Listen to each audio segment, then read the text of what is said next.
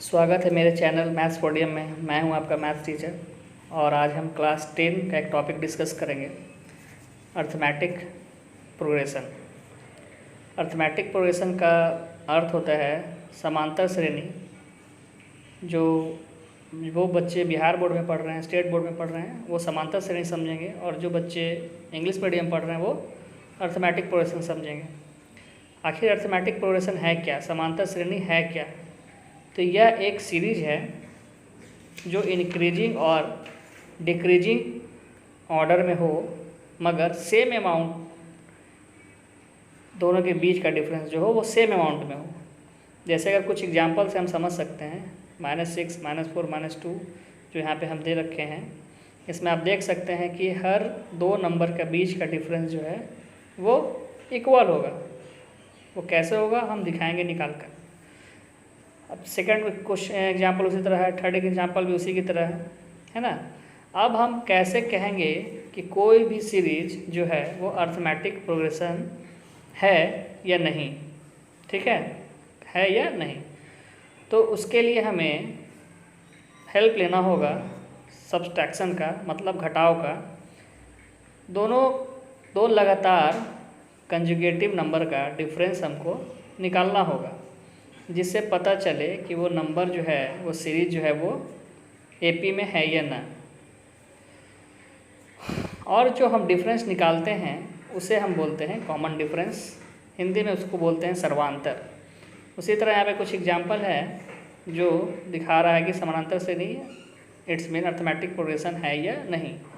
तो यहाँ देख सकते हैं कि सबका कॉमन डिफरेंस जो है वो 3 आ रहा है, सब में 3 ही आ रहा है, सब में 3 आ रहा है।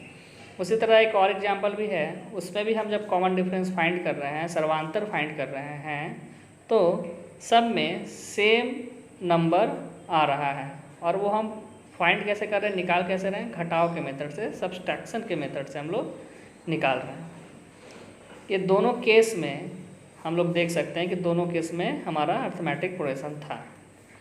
अब यहाँ पे कुछ सीरीज है जो हम देखेंगे कि वह एपी में है या नहीं है, मतलब समांतर श्रेणी में है या नहीं है। तो हम उसका कॉमन डिफरेंस निकाल के देखेंगे, 2 डिजिट का, दोनों नंबर का, कंजुगेटिव नंबर का, मतलब सर्वांतर निकाल कर देखेंगे। अगर उसका सर्वांतर सेम आ रहा हो तो वो अर्थमेटिक प्रोग्रेशन होगा, मतलब समांतर श्रेणी होगा। उसी तरह सेकंड क्वेश्चन में भी देख सकते हैं, हम लोग खुद से फाइंड करना होगा, निकालना होगा कि वो एपी है या ना। इसी तरह हम एक दोनों केस में जब देखें तो हमें पता चला कि कॉमन डिफरेंस दोनों का सेम है या नहीं है। तो देख रहे हैं कि एक में आ रहा 2, -3, -4, तो ये कॉमन डिफरेंस इक्वल नहीं है, मतलब ये हमारा समांतर श्रेणी नहीं है। सेकंड केस में हम देखेंगे 8, 28, 28, 38 दोनों का कॉमन डिफरेंस निकाल रहे हैं तो 10 आ रहा है, मतलब ये रिपीट हो रहा है बार बार, जो नंबर घटाने पर रिपीट हो रहा है, मतलब ये अर्थमेटिक प्रोग्रेशन है।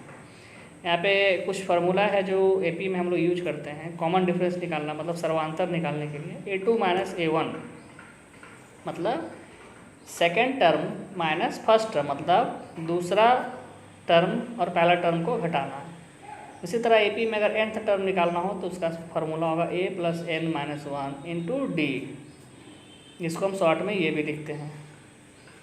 अगर कोई टर्म पीछे से निकालना हो तो उसका फार्मूला होगा l - n - 1 × d। यहाँ पे कुछ एग्जांपल है जो हम बनाकर देखेंगे कि वो एपी में है या नहीं है। तो कॉमन डिफरेंस फाइंड करेंगे, देखेंगे कि सबका कॉमन डिफरेंस सेम आ रहा है, 6 आ रहा है। इस तरह नीचे में 4 आ रहा है, मतलब ये एपी में है, समांतर श्रेणी में है।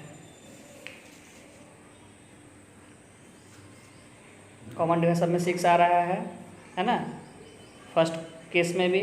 उसी तरह सेकंड केस भी चेक करेंगे तो -6, -2, कॉमन डिफरेंस 4। उसी तरह इसमें भी तो 4, 10 में 6 गया 4। इसी तरीके से इसका कॉमन डिफरेंस सबका इक्वल आ रहा है, मतलब ये एपी में है।